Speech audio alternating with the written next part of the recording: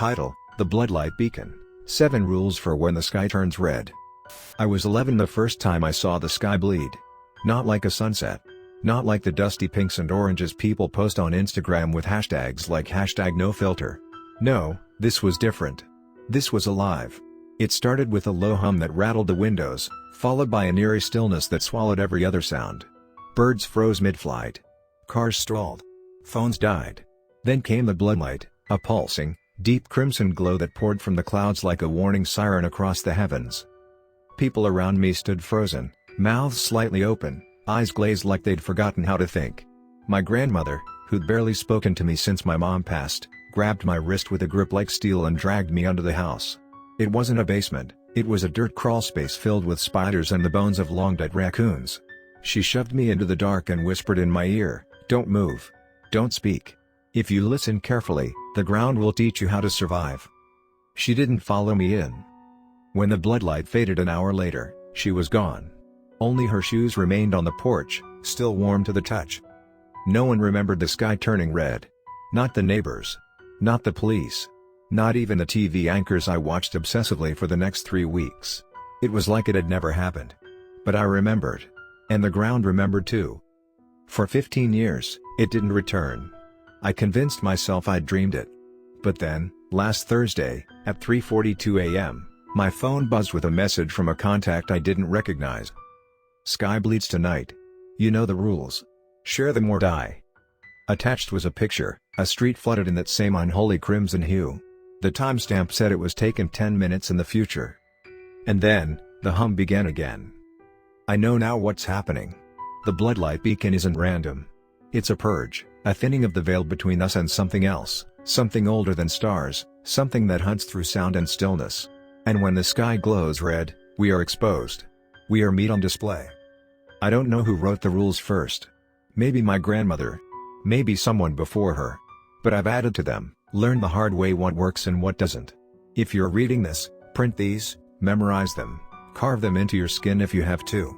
The bloodlight is coming again. And this time, it's spreading. 7 Rules for When the Sky Turns Red. Rule 1, stay inside, but not alone. The bloodlight feeds on isolation. If you're the only conscious mind in a structure, you're fair game. Keep others near, but not too near. It uses the minds of others like mirrors. Get too close, and it learns your face. Rule 2, no reflections. Mirrors, windows, black screens, anything that can show your face must be covered.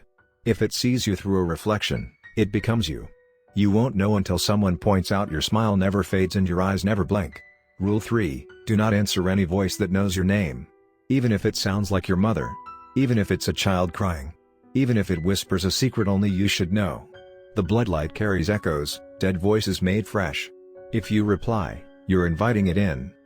Rule 4, the ground is your friend. It remembers. When the sky bleeds, press your ear to the earth. You'll hear it breathing. If the breath is fast, run. If it's slow, stay still. And if it stops breathing altogether, it's under you. Rule 5, write your name backwards on your skin. Use ink, not blood. Use your left hand, not your right. This confuses the bloodlight's registry. It keeps track of people through identity patterns. Break the pattern, stay hidden. Rule 6, don't look up. This is the hardest rule. The sky will shimmer, twist, undulate like a living ocean. You'll feel it pull at your thoughts, trying to seduce you into staring. If you do, your eyes will glow red from the inside out. You'll become a lighthouse for them, drawing in the things that hide in the sky. Rule 7, when the humming stops, you have 66 seconds. This is the final moment. A false calm. Many think the danger has passed. It hasn't. It's choosing. If you're in the wrong place, if you broke a rule, if your heart stutters even once out of fear, it takes you. Your body stays behind. But something else walks out wearing your skin. I broke Rule 6 once. Just for a second. I glanced up. What I saw wasn't stars. It wasn't sky. It was eyes. Thousands of them. Blinded, but watching. Searching. And in that one moment, one of them blinked back at me. Now, every time I close my eyes, I see a countdown. The numbers are made of bone, ticking down in cracks and shatters. I think my time is almost up. But yours? Yours might just be beginning. Because here's the thing, if you're reading this, You've already been tagged. The rules don't come to people by accident. You're on the list. The beacon has marked your IP, your smell, your voice, your fears. Tonight, if you hear the humming, don't run. Don't scream. Just remember. The sky only bleeds when it's hungry. And you only survive if you follow the rules. But what no one tells you, what I had to find out for myself, is that even survival comes at a cost. I thought obeying the rules would be enough. That if I followed each one precisely, the bloodlight would pass me over like a shadow skipping stones. For the first few times, it did. I watched others vanish in the middle of screams. I heard the crack of bones snapping like dry twigs behind closed doors. I saw entire apartment buildings glow from the inside, pulsing with that same red heartbeat, until nothing but ash remained. I kept my head down. I survived. But then the beacon noticed I wasn't just surviving. I was learning. It started marking me differently. The humming got louder, personal. Like it came from inside my own skull. I'd hear voices that weren't mine speaking my thoughts out loud, lips moving on their own in mirrors I thought I had covered. I would smell smoke, iron, and singed hair wherever I went, sometimes at work, sometimes in crowded buses, just a hint, enough to make me pause and look up instinctively, even when I knew better. I was becoming seen. Not just by the beacon, but by the things behind it. They are not creatures in the traditional sense. They do not crawl or slither or scream. They observe. They document your guilt, your shame, your lies. The more of yourself you've hidden, the faster they locate you when the beacon ignites. That's why some people die the first time. They are full of secrets. Like overripe fruit, they burst the second they're plucked from the branch. One night, about 6 months ago, the sky bled for 5 hours straight. No pulses. No rhythm. Just a solid wall of red light, like an exposed nerve stretching from horizon to horizon. People who'd survived before lost their minds that night. Some clawed at their own skin, trying to peel off their identities. Others walked into the light willingly, hands raised like they were going to be baptized. That's when I learned about the 8th rule. It doesn't show up for everyone, only those who reach a certain threshold of exposure. The rule came to me in a dream, or what I thought was a dream, etched into the bark of a tree that grew from my own mouth while I slept. I woke up coughing splinters. It read, "Do not let it learn your regret." That rule is the hardest. Because the bloodlight doesn't just hunt the living, it feeds on what you hate about yourself. It seduces you with twisted promises. Give us the memory of what you did that night, it whispers, and we'll make sure you never feel it again. I've seen it mimic lovers, deceased pets, dead children, all for a chance to glimpse that one thing you keep locked in the farthest part of your mind. And if you give it that key, you may survive the night, sure, but you'll wake up empty. Hollowed out. A body without memory, without guilt, without soul. And when that happens, you may still walk, still talk, still pretend to live. But you're already one of them. That's what happened to my neighbor, Corey. We survived together for 3 events. We coordinated our reflections, kept each other awake during the countdown, even pressed our ears to the ground together, his hand gripping mine as if he could feel the pulse in the dirt. Then, one night, the humming stopped and he didn't move. I waited. I followed protocol. 66 seconds passed. He stood up. But it wasn't him. His movements were too fluid, like water wearing skin. His eyes blinked, yes, but they never lost that red shine underneath, as if a light bulb had been permanently embedded behind the iris. He smiled at me, but only once, and I swear it was sideways. I never saw him again after that. Except sometimes, in reflections I know should be mine, he stares back. I don't know how much longer I can do this. The bloodlight is becoming more frequent. What used to be once every few years is now weekly. I've heard rumors online, forums that go offline after a few hours, of entire cities vanishing. No smoke. No rubble. Just empty satellite images where once there were lights. And always, before the vanishing, someone posts the same line. I heard the humming again. If you've read this far, I'm begging you, follow the rules. Share them quietly, never digitally. Write them by hand. Speak them aloud only if you're alone.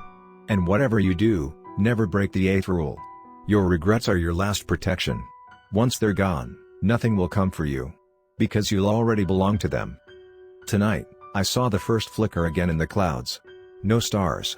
No wind. Just red. Waiting. The countdown has already started. Don't look up. Don't be alone. And for the love of whatever's left of you, don't let it learn what you're sorry for. Because once it does, it wears your guilt. It makes it walk. It lets it speak. I know because I saw mine. It happened 2 weeks ago during the last Bloodlight event. I had every rule memorized, every corner of my apartment sealed, mirrors covered, sounds drowned out with looping white noise recordings. I thought I was safe. I'd always been safe. I hadn't made a single mistake, not once. But at exactly 3:03 a.m., a voice came through the static. Not a scream or a moan like I'd heard before, this time, it was my father's voice. Clear, deliberate. It wasn't your fault, you know. My father's been dead for 7 years. My breath caught in my throat. I tried to turn away, tried to remind myself that it wasn't real, but there it was again, this time louder, with just the right inflection. Just how he used to sound when he was trying to forgive me for something I never admitted to. Something I'd never told anyone. That night in the garage. The car keys. The half-second delay. The look in his eyes before the metal bent inward like paper. I had locked that memory in a place so deep that I forgot the shape of it. And somehow, it had found it. I didn't open the door. I didn't speak. But I listened. That was the mistake. Because when I blinked, there he was, standing in the middle of my sealed room. No breaking glass. No shifting air. Just there, as if he'd always been there, as if the entire world had rearranged itself around this new, impossible truth. His eyes were wrong. Too wide. Too still. A smile hung on his face like it had been carved in clay, too symmetrical to be real. He said it again, slowly this time, "It wasn't your fault. But you know whose it was." And that's when I felt it. The beacon wasn't just hunting guilt anymore.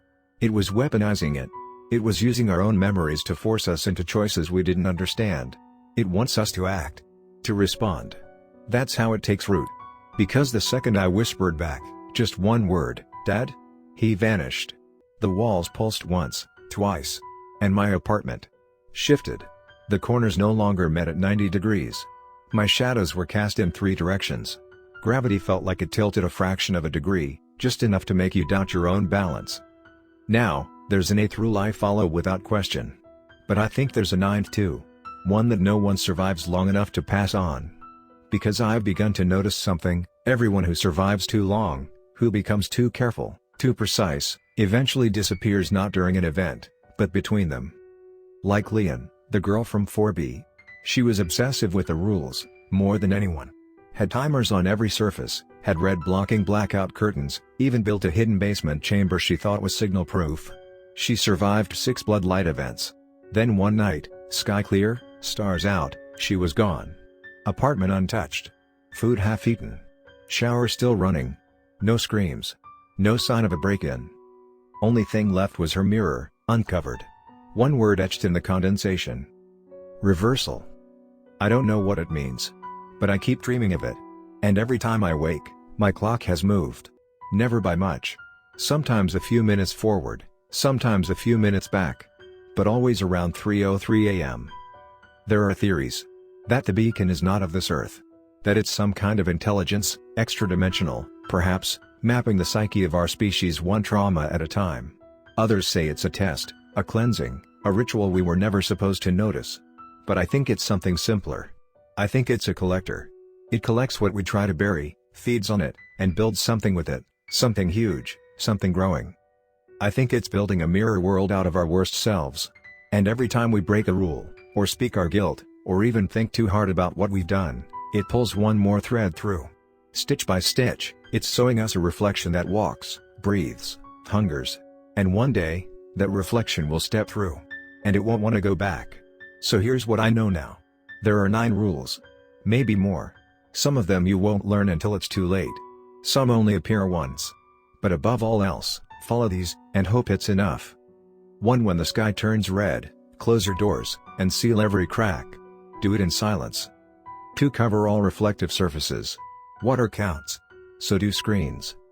3. Do not speak. Do not respond. It can mimic voices perfectly. 4. Listen for the humming, but never try to match its rhythm. 5. Do not sleep during the pulse. That's when it moves. 6. If someone knocks more than 3 times, they were never human to begin with. 7. Do not look directly at the bloodlight. If you do, look away and count backwards from 99 while holding your breath. 8. Do not let it learn your regret. 9. Never survive too long. It starts to notice. If you're reading this, maybe it's already found you. Maybe your clock is starting to shift.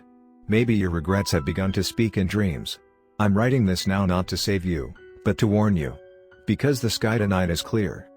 And I just heard the first hum. It's early. That's not supposed to happen. That means it's changing the rules. Run. Hide. Or confess something you've never told anyone. But whatever you do, don't look in the mirror when it calls your name.